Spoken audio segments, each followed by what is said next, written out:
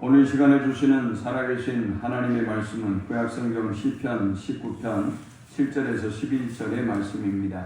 하나님 말씀 받을 때 다 함께 자리에 일으셔서 한 목소리로 압도합니다.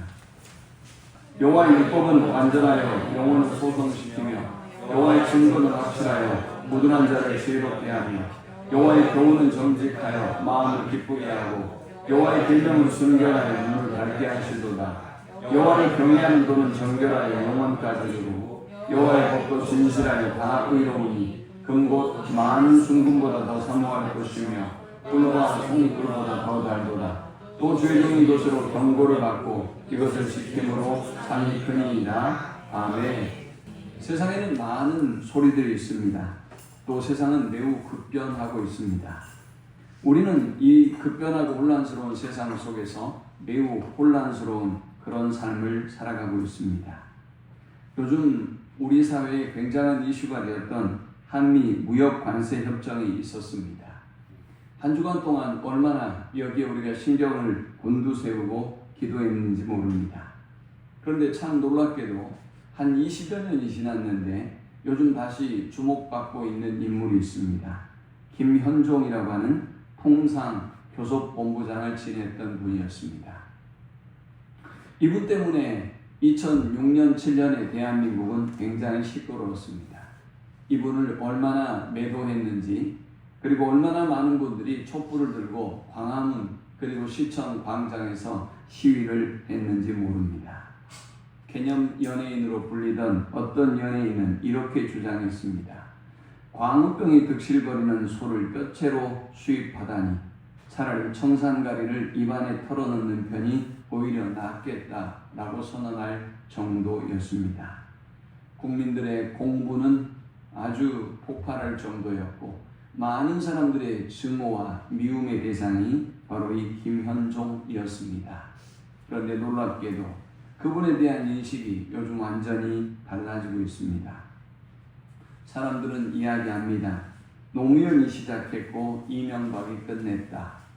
통상 협상에 대한 평가를 지금 20년이 지나고 난 이후에 하면서 하는 말들입니다.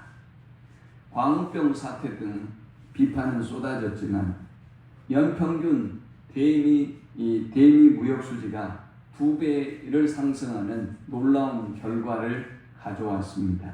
이 모든 일을 앞장섰던 분이 바로 김현종이었습니다. 그 시대에 김현종은 모든 사람의 공공의 적이었으나 그러나 지금은 다시 영웅으로 불려지고 있습니다. 이렇게 세상은 변화무쌍합니다. 혼란스럽습니다. 무엇이 진리인지, 무엇이 옳은 길인지 우리는 살아가면서도 끊임없이 질문을 던지며 살아가고 있습니다. 우리가 진리라고 믿고 있는 모든 것들이 순식간에 비진리가 되어버리고 우리가 선이라고 믿고 있었던 그 모든 것들이 순식간에 악이 되어버리며 오히려 악이라고 믿고 있었던 것들이 선이 되는 혼란스러운 시대를 우리가 살아가고 있습니다. 심리학에는 집중편향이라는 단어가 있습니다. 집중편향에 빠진 사람들은 자신의 견해, 자신의 주장에 도움이 되는 정보만 선택해서 취합니다. 보편적인 정보를 원하는 게 아니에요. 내가 듣고 싶은 정보, 내가 알고 싶은 정보, 내가 사실이라고 믿고 있는 그 정보만 들으려고 합니다.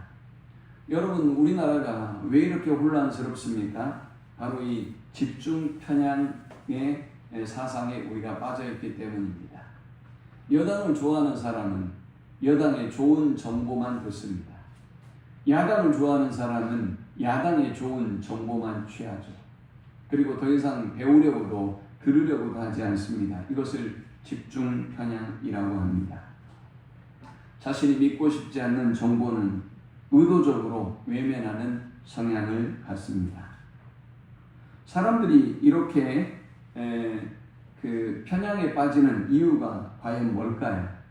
인간은 심리적으로 안정을 추구하고 있기 때문입니다. 여러분 모두가 안정을 추구하고 있어요. 그러니 여러분에게 틀렸다는 그 말이 싫은 겁니다. 여러분이 주인이라는 그 말이 싫은 거예요. 여러분이 잘못 살았다라는 그 말이 싫은 겁니다. 그래서 사람들은 진리를 외면합니다. 그래서 우리는 하나님의 말씀을 멀리할 수밖에 없습니다. 그래서 여러분들을 좋아하는 사람, 여러분이 좋아하는 말들을 하는 사람들을 선호하고 그들과 함께 살아가려고 합니다. 학자들은 이 집중 편향에 대해서 이렇게 재미나게 설명합니다. 거만한 자아상을 가진 사람이 파티에 도착하면 자신의 우월함을 인정하는 지인들을 찾고 대화 중에는 존경될 것으로 기대되는 바에 따라서 자신의 관점과 영향력을 드러내 보일 것이다. 파티 후에 그 사람은 자신의 영향력이 약했던 대화는 거의 기억하지 못하고 자신이 지배했던 대화의 내용과 그 설득력에 대해서 훨씬 잘 기억하게 된다 했습니다. 이 집중 편향이 어떤 현상으로 우리의 삶 속에 나타나는가를 너무나 잘 그리는 예입니다. 집중 편향에 빠져 있는 사람은 파티에 가면 자기를 좋아하는 사람만 찾습니다. 자기를 존중하고 높일 사람만 찾죠. 대부분의 교회 안에 있는 사람들도 똑같아요.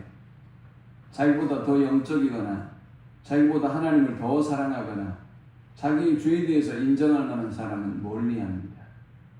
여전히 죄인임에도 불구하고 여러분을 영웅으로 생각해주고 여러분의 말이 옳다고 여러분의 불신앙이 옳다고 지지해주는 사람을 찾습니다. 그런 교회들을 찾아다니고 그런 신앙의 풍토들을 사람들은 추구하며 살아갑니다. 사람들은 파티에서 어떤 대화를 할까요? 내가 주목받는 대화를 합니다. 내 인생이 망가졌고 내가 잘못된 삶을 살았고 어떤 부분을 개선하고 나아가야 될지에 관한 이야기는 내가 들으려고 하지 않죠. 듣고 싶지 않아요. 그런 사람하고 말하기 싫습니다. 그래서 우리는 세상을 살아가면서 여러분을 존중하고 좋아하는 그룹들만 찾고 그들과만 대화합니다. 여러분이 그들과의 대화 속에서 주목받지 못하고 중심이 되지 못했던 이야기는 기억하지 않습니다. 아프기 때문이죠. 또 여러분이 중심이 아니기 때문입니다. 인간은 이렇게 자기 자신이 확증 편향으로 자기 상을 확증하고 만들어 간다라고 학자들은 말했습니다. 여러분의 편향을 가지고 있어요. 여러분의 편집된 잘못된 진리가 있어요. 그리고 그 편집 증상은 그릇된 자아상을 만들어 가는 것입니다. 여러분 자신을 제대로 못 보게 하는 거죠. 착각과 편견 속에 살게 만드는 것입니다. 인간은 진실을 믿지 않고 믿고 싶은 말을 믿는다라는 말이 있습니다. 맞습니다. 사람들은 진리를 받아들이려고 하지 않습니다. 진실이 중요하지 않습니다. 내가 믿고 싶은 것만 믿는 것이 바로 인간인 것입니다. 오늘 본문 시편 19편은 이렇게 자기 생각에 빠져 사는 어리석은 인생들에게 확증의 편향성을 벗어나서 어떻게 우리가 진리에 도달할 수 있는지를 두 가지 방법을 통해서 우리에게 소개하고 있습니다. 먼저 전반부인 1절에서 6절을 통해서는 하늘이 하나님의 영광을 선포하고 궁창이 그 손으로 하신 일을 나타내는도다 라고 노래합니다. 자연 만물을 통해서 자연 계시를 통해서 하나님의 광대하심과 하나님의 은혜와 하나님의 질서와 하나님의 축복을 바라보고 찬양하라 라고 시인은 노래하고 있는 것입니다. 이것을 일반 계시라고 하죠. 이것을 자연 계시라고 합니다. 모든 사람에게 하나님이 주신 보편적인 계시입니다. 계시는 보이지 않는 것을 열어서 보여주시는 것을 의미하죠. 하나님은 이렇게 자신이 어떤 분인지, 자신이 우리를 얼마나 사랑하시는지, 자신이 어떻게 이 세상을 통치하고 이끌어가고 있는지 자연을 통해서 일반 계시를 통해서 우리에게 보여주고 있습니다. 법정 스님이 세상을 떠나시면서 마지막 가르침의 자리에서 이렇게 말하고 죽음을 맞이합니다. 내가 여러분에게 가르치지 못했던 많은 것들은 이제 풀이 말할 것이고 나무가 말할 것이고 잎사귀가 그 무언의 침묵을 통해서 여러분에게 말할 것입니다 라고 했습니다. 여러분 그도 알고 있습니다. 신이 자연을 통해서 진리를 이 일반의 계시로 자연 계시로 우리에게 나타내 보인다는 사실을 말입니다. 교회서 속에 깊은 영성을 가지고 있었던 사람은 이렇게 성경을 통해서만 하나님의 음성을 듣는 것이 아니라 자연의 역사를 통해서 우주의 역사를 통해서 그리고 우리가 살아가는 이 세상에서 하나님의 뜻을 알고 하나님의 사랑을 알고 하나님의 질서와 계획을 발견해내는 사람들이었습니다. 그리고 이제 두 번째 이어지는 오늘 이 본문에서부터는 자연계시와 다른 특별계시를 우리에게 전하고 있습니다. 이 특별계시는 말씀의 계시입니다.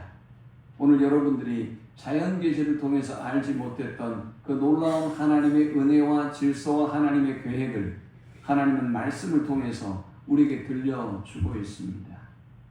집중 편향에 빠져서 내 생각으로 가득 차고 내 자아로 가득 차고 내 교만에 빠져있는 우리에게 하나님은 말씀을 주시고 그 편향에서 벗어나서 진리를 발견하게 하시는 것입니다. 시인은 하나님의 말씀의 증거, 교훈, 그리고 이 하나님의 말씀이 얼마나 소중한지, 이 하나님의 말씀을 사랑하고 사모하는 사람에게 하나님은 어떤 복을 주시는지 우리에게 오늘 이 말씀을 통해서 전하고 있습니다. 먼저 이 하나님의 말씀이 주는 첫 번째 복은 완전한 말씀은 영혼을 소성시킨다라는 것입니다. 하나님의 말씀은 완전하다라고 7절에 말씀합니다. 여호와의 율법은 완전하여 영혼을 소성시키며 했습니다. 여기 완전하다라는 이 말씀은 흠이 없다는 말씀입니다.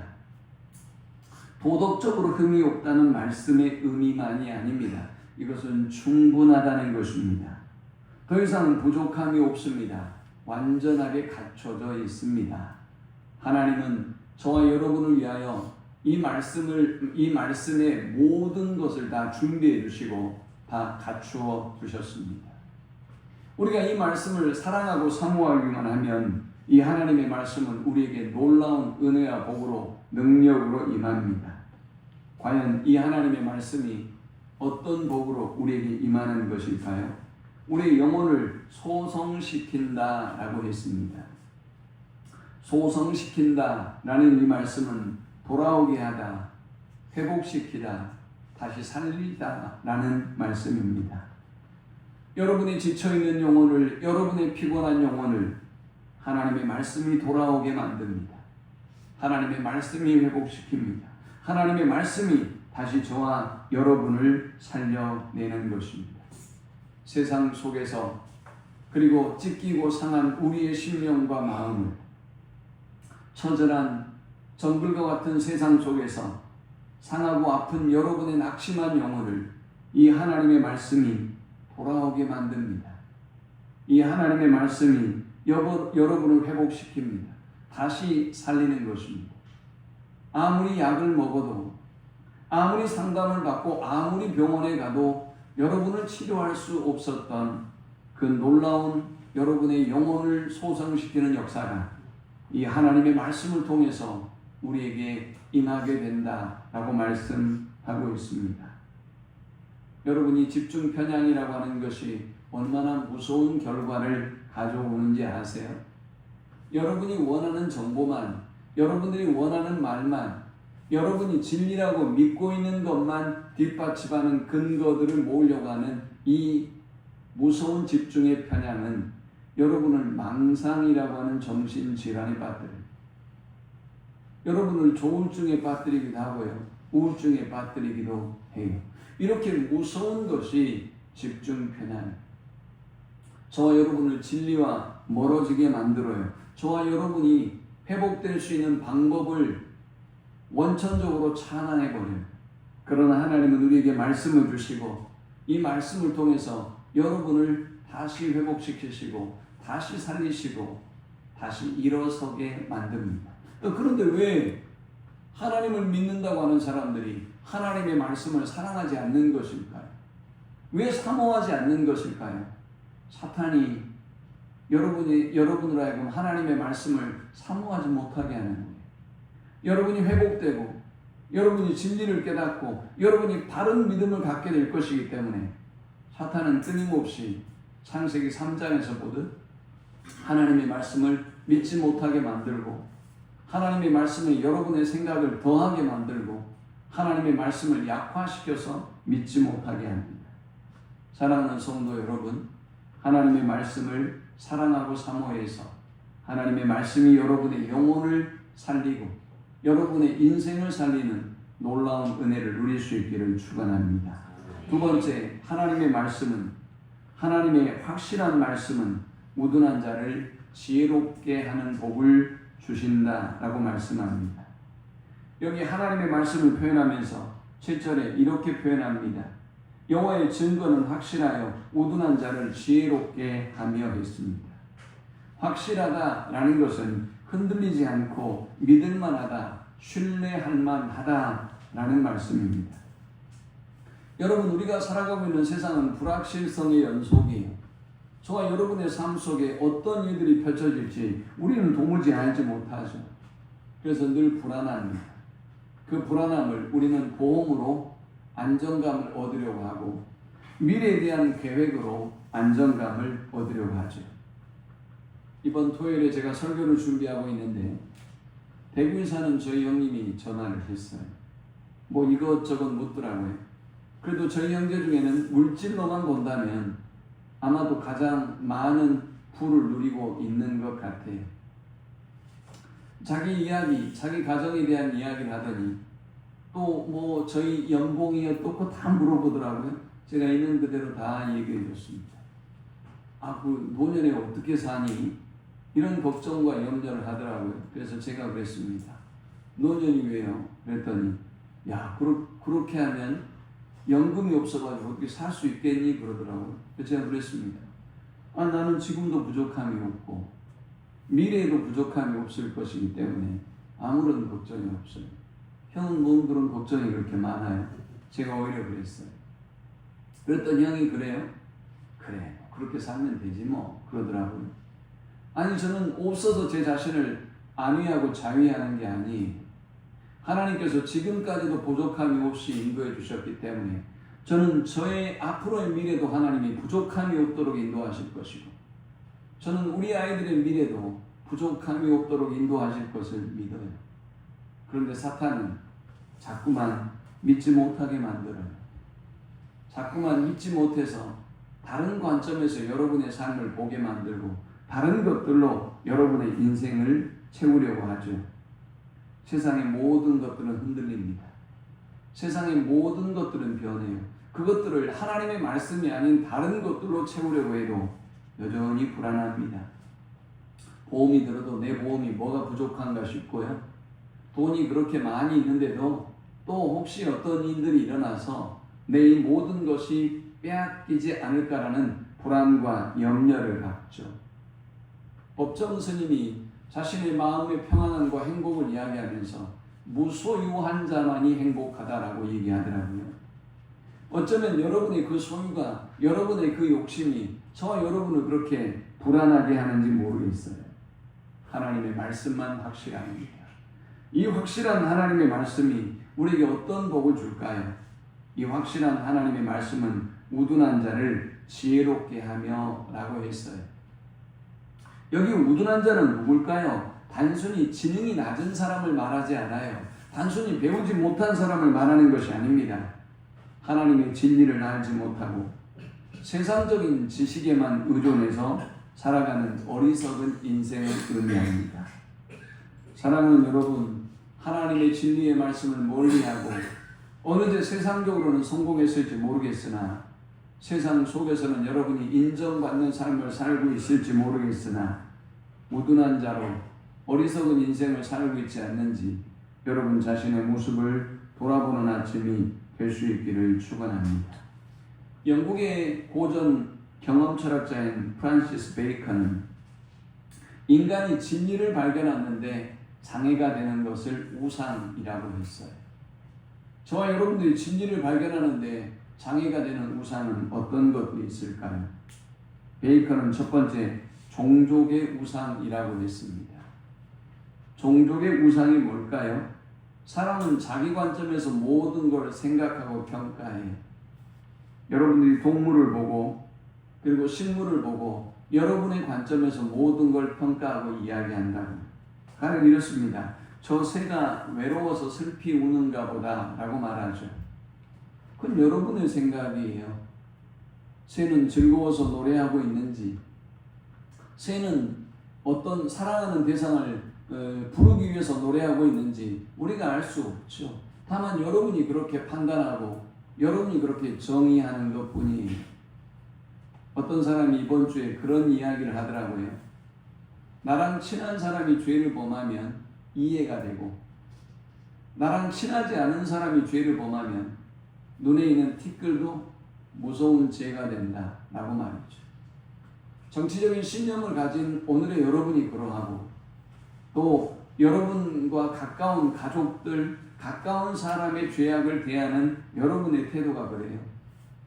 그러나 다른 사람의 죄악을 보고는 작은 죄, 용납할 수 있는 죄악도 크게 이야기하고 부풀리는 교만함을 보이죠. 이게 종족의 우상이에요.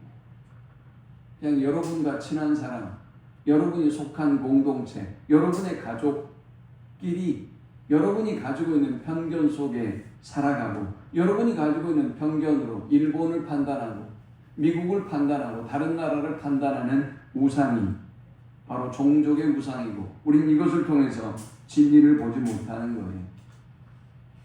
두 번째 베이컨은 동굴의 우상이라고 말합니다. 마치 동굴에 갇힌 듯 자신의 폭 좁은 우물 안에 갇혀있는 그 소견으로 모든 세상의 것들을 판단하고 평가하는 어리석은 우상에 빠져있는 편견에 빠져있는 사람을 말하죠. 사랑하는 여러분, 여러분은 얼마나 많은 선입견과 편견에 갇혀 있습니까? 어렸을 때부터 여러분이 성장해왔던 과정, 여러분을 교육하고 어린 시절 함께 보냈던 부모, 그리고 교육 환경 친구들, 여러분이 태어났던 그 잘난 도, 여러분이 추종했던 그 잘난 정치인들에 의해서 우리는 얼마나 많은 선입견과 편견에 빠져 있는지 몰라요. 그리고 우리는 그것 때문에 진리를 바라보지 못합니다. 그것 때문에 바른 대한민국의 미래를 저와 여러분이 막고 있지요. 또 어떤 우상이 있을까요? 네 번째 우상은 시장의 우상입니다. 여러분들이 시장에 가면, 저는 마트에 잘 안 가기 때문에 마트에 가면 여러 외침들이 있죠. 이거 맛보세요. 이거 사가세요. 세일이에요. 여러 가지 소음들이 섞입니다. 이 속에서 우리는 이 언어에 대한 제대로 된 이해할 수 있는 기회를 놓치게 되어지죠. 오류에 빠집니다. 시장의 우상은 언어의 불완전성, 그리고 인간의 상호작용에서 발생하는 논리적인 오류, 커뮤니케이션의 오류 때문에 우리가 진리에 도달할 수 없다. 그리고 우상에 갇혀 살아간다 라고 말합니다. 저와 여러분이 이런 존재예요. 똑똑한 것 같은데, 정의로운 것 같은데, 여러분 인생을 잘 산 것 같은데, 모든 걸 알고 있는 것 같은데, 참 놀랍게도 우리는 그 편견이라는 어리석음에 갇혀서 진리의 하나님의 말씀을 보지 못해요. 하나님을 믿어도 여러분의 방식대로 믿어요. 내가 믿고 싶은 대로 믿는 것이지. 여러분, 모세가 시내산에 올라갔을 때 이스라엘 백성이 금송아지를 만들었어요. 그 금송아지를 향해서 뭐라고 이야기하는가요?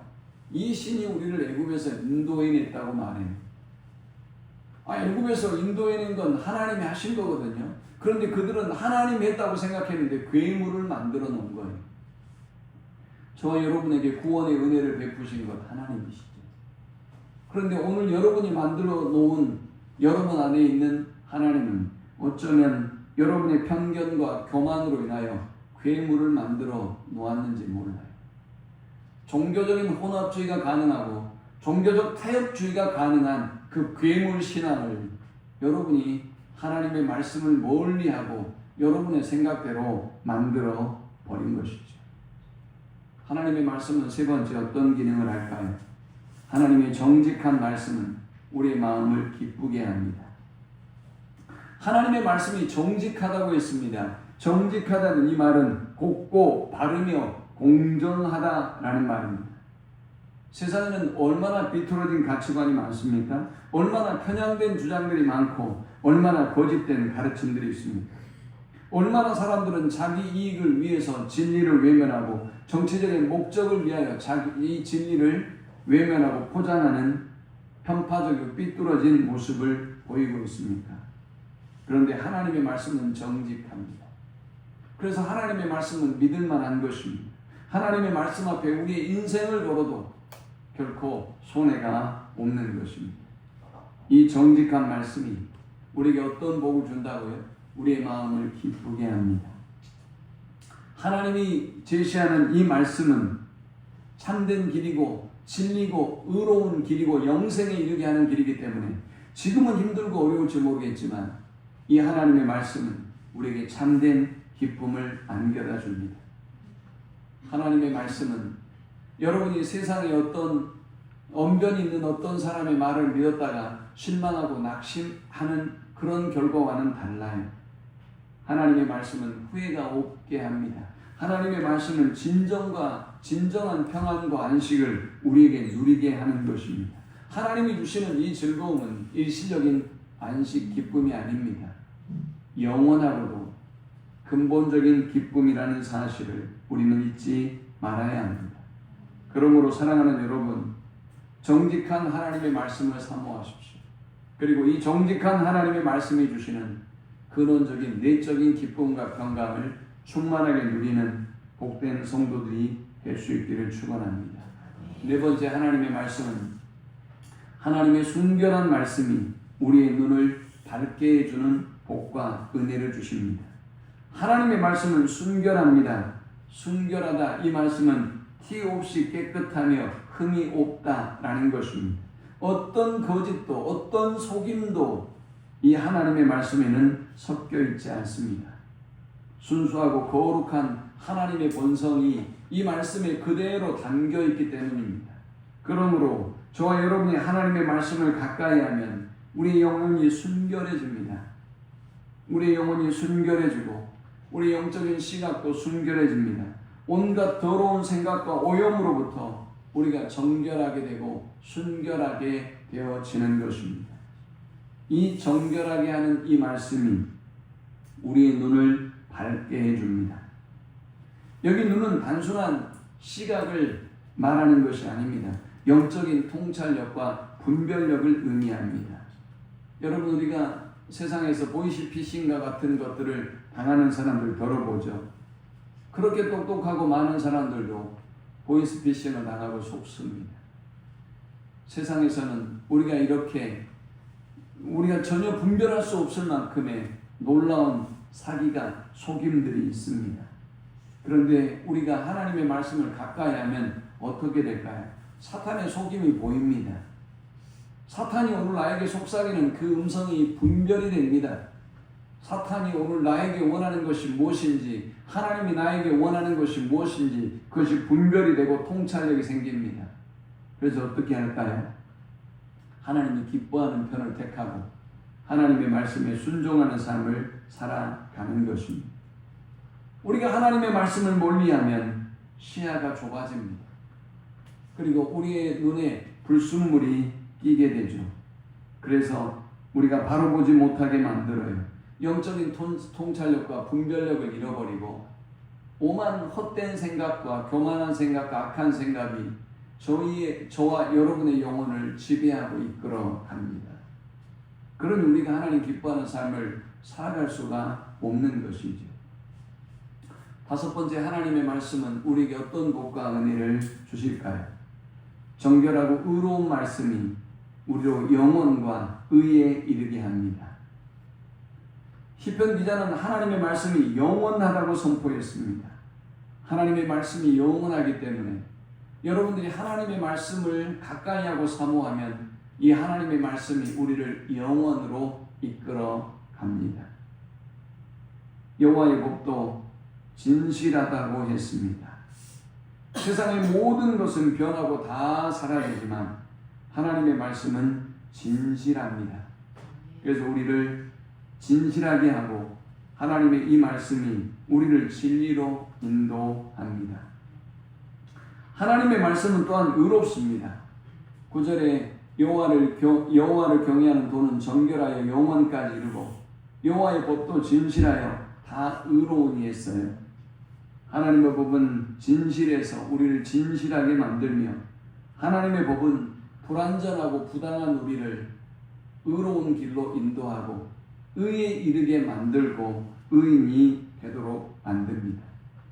여러분이 말씀을 가까이 하면 어느새 우리는 주인된 우리의 모습, 연약한 우리의 모습을 보고 십자가의 구속의 은혜에 의지해서 그리스도께서 주시는 그리스도에 의한 의를 힘입게 되고 그리고 그 의에 힘입어 우리도 의를 추구하는 삶을 살아가게 되는 것입니다. 그러므로 정결하고 의로운 하나님의 말씀은 우리를 영원에 이르게 하고 우리를 의에 이르게 만듭니다. 세상의 것들의 마음과 생각을 빼앗기지 아니하도록 만드는 것이지요. 여섯 번째, 말씀은 우리에게 그 무엇보다 소중하며 우리에게 참된 만족의 복을 누리게 합니다. 19장 10절입니다. 금 곧 많은 순금보다 더 사모할 것이며 꿀과 송이꿀보다 더 달도다. 시편의 기자는 하나님의 말씀의 가치를 많은 금에 비유합니다. 그리고 그 시대에 가장 소중하고 달콤한 것으로 여겨졌던 꿀에 비유합니다. 여러분, 세상 사람들이 가장 귀하게 여기는 것이 무엇입니까? 지금 여러분이 가장 귀하게 여기는 것이 무엇입니까? 솔직히 금이죠. 돈이에요. 이 금이면 목숨을 겁니다. 금이면 사람을 살리기도 하고 죽이기도 하고 배신하기도 합니다. 금이면 거짓을 행하기도 하고 다른 사람의 마음을 아프게 하기도 하죠. 이 금이면 우리는 울기도 하고 웃기도 합니다. 이 금이면 날밤을 세우고 목숨을 걸고 우린 이 금을 쫓죠. 여러분의 인생에 하나님의 진리의 말씀을 그토록 사모해 보신 적이 있는지요? 날밤을 세우며 하나님의 말씀과 씨름하고 하나님의 말씀을 돈을 버는 것처럼 금을 사모하는 마음처럼 그토록 간절히 열망하며 사모한 적이 있는지요? 시련과 어려움이 닥쳐와도 돈을 벌기 위해 불굴의 의지로 험난한 날씨와 싸우고 악천후와 싸우고 그 금을 모으기 위해 수고하고 애썼던 가족과도 헤어져 있었던 그 아픔과 그 어려움들을 여러분 기억하시죠?